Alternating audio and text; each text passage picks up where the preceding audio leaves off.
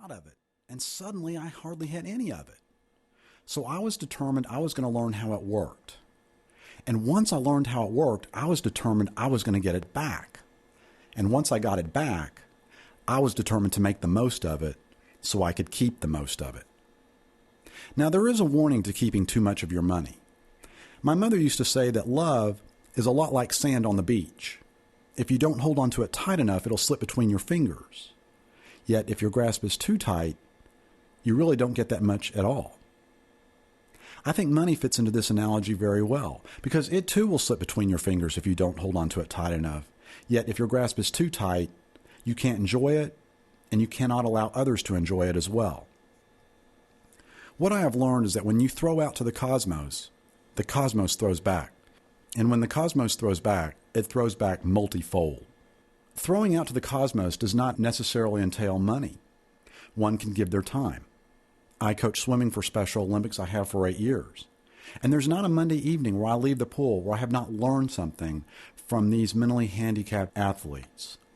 Another thing that I've learned is that there's a growing class of people that starts with the baby boomer generation and goes on to present day.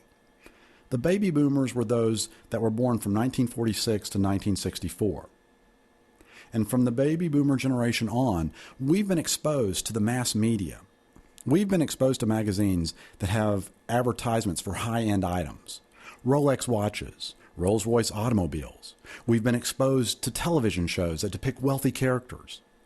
I have clients that tell me that they actually fantasized about being these wealthy characters on these TV shows.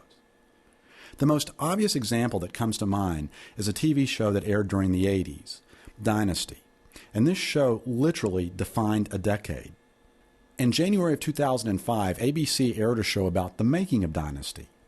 It depicted the actors, the creators of the show, and it also depicted a fictitious couple that watched the show from the beginning to the end of Dynasty. And what was interesting was that the very first night that Dynasty aired, this fictitious couple was shown in their home.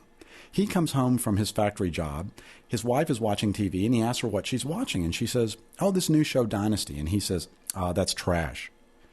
Within a short period of time, he has rented a tuxedo, and he is sitting on the couch watching this show. He is fantasizing about being this wealthy character. I don't know that my clients rented tuxedos to watch the show. But what I do know is that we knew that in order to buy these high-end items, to be these wealthy characters, we had to get good jobs. For those of us who were fortunate enough, we got an education to land those good jobs. The good news is the education can never be taken away from us. The bad news is the education only taught us how to earn dollars. It didn't teach us how to spend those dollars. At the end of the month, has the bank ever called you and told you that you have just way too much money in your account? Could you walk into your boss's office tomorrow and quit your job and live for the rest of your life on your savings and retirement? Would it be possible for you to walk into an auto dealership that sells your fantasy car and plunk down the exact amount of cash and drive away? If you answered yes to any of these questions, then you probably don't need to listen to the rest of this CD.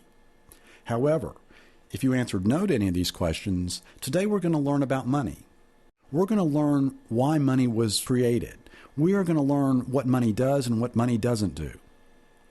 We're going to learn the difference between being rich and being wealthy. We're also going to learn about Craig Carpel's three-legged stool.